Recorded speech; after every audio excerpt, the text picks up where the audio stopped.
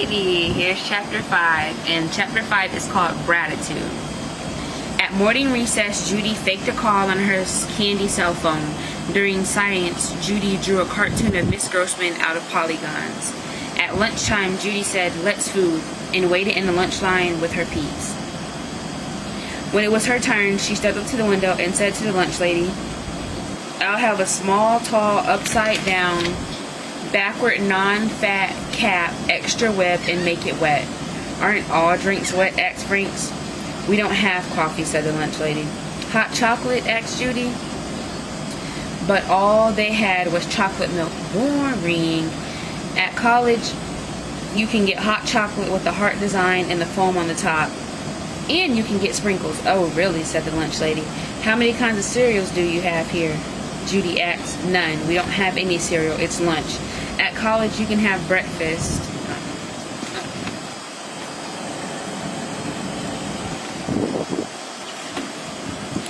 At college, you can have breakfast all day, even if it's midnight. Rocky, Frank, and Jessica pushed past Judy. "Do you have a salad bar?" Judy asked. "Salad is for teachers only. At college, anybody can eat the salad bar, even kids." "What kind of cafeteria is this?" "They should call it cafeteriable." "Hey, college," yelled a fifth grader at the back of the line. "Move it along. Some of us want to eat lunch today." Judy took her not wet, no whip, heartless chocolate milk and went to sit with her peeps. "Shh, here she comes." What she's going to brag about now? Yeah, she thinks she's so college. Soon she, Judy Moody, was eating alone at the lunch table. Fact of life. Rocky minus Frank minus Jessica Finch minus Amy Namey equaled a big fat zero. Not a peep. Judy stared at her lunch tray. Her peanut butter and jelly sandwich looked so kindergarten. At recess, nobody wanted to play with Judy's games. Finding polygons hidden on the playground.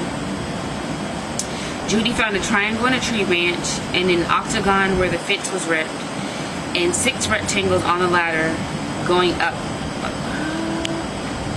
And 6 rectangles on the ladder going up to the slide, all by herself. For the first time ever, Judy could not wait for math class. She, Judy Moody, owned the times tables. Look out, here comes the multiplication maniac. The polygon princess, the graph guru, the fraction freak. Just wait till they see me score candy for all the right answers. At last it was time. Miss Grossman started writing on the board. Judy sat up straight. She pricked up her best ever listening ears, the ones she usually saved for Mr. Todd. She squinted at the board. Words. Why was Miss Grossman writing so many words? What did words have to do with math? Hello, where are all the numbers? And the fractions, and the plus signs, and the equal signs. Judy raised her hand. "Excuse me," she said. "I thought this was math class. What's with all the sentence?" "We're starting something new today," said Miss Grossman. "Multi-step word problems. You have to read the problem first, then do the math one step at a time. That's why we call them word problems," said Miss Grossman. Judy had a word problem, all right. A problem with the words that were pretending to be math. Grossman pointed to the board. Jill had 24 Valentines. She gave 1/2 of her Valentines to her friends at school. Judy raised her hand again. "Who's Jill?" "Jill isn't a real person. She's just somebody in the word problem." "So her name could be Chloe," said Judy. "And her school could be college." Miss Grossman shut her eyes and took a deep breath. "Judy, please let me finish."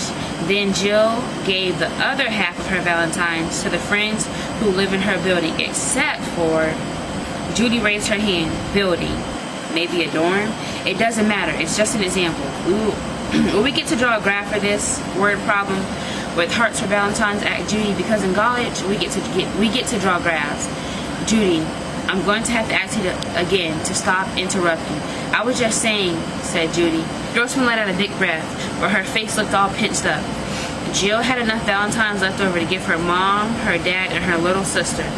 "Jill sounds like a pill," said Judy. "Judy, that's it," said Miss Grossman. She pointed to the tent in the back. "You mean I have to go in that tent? That's why I call it the attitude tent," said Miss Grossman. "But I'm not really in a camping attitude," said Judy. "Go sit in the tent and don't come out until you can show me an attitude adjustment. And not another word about college, Judy." Sheesh. Miss Grossman was the reason she went to college in the first place. She wished Miss Grossman would go back to where she came from in the first place, New England. probably Massachusetts. Judy hung her head and slunk to the back of the room. She crawled into the tent, kind of like a Toad P Club clubhouse inside, minus any peeing toads. Of course, Natch. Judy Moody, did not even play.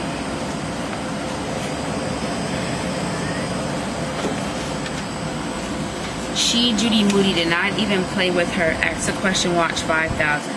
She thought about what she done, but she could not for her life. She thought about what she done, but she could not for the life of her understand why Miss G didn't like her attitude. Didn't Miss Grossman know a positive mathitude when she saw one? Now her mathitude turned into the mattitude. Math was no fair. Math equals life. Life was no fair. See? A person can do multi-step word problems even in the attitude tense. No biggie. You just have to have the right mathitude.